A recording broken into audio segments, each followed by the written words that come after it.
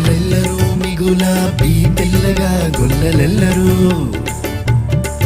గొల్లలెల్లరూ మిగులాబీ తెల్లగా తెలిపే గొప్ప వార్త దూత చల్లగా తెలిపే గొప్ప వార్త దూత చల్లగా శ్రీ యేసుండు జన్మించే రేయిలో శ్రీ యేసుండు జన్మించే రేయిలో నేడు పాయాక బెత్లెహేమ యూరిలో నేడు పాయాక బెత్లెహేమ యూరిలో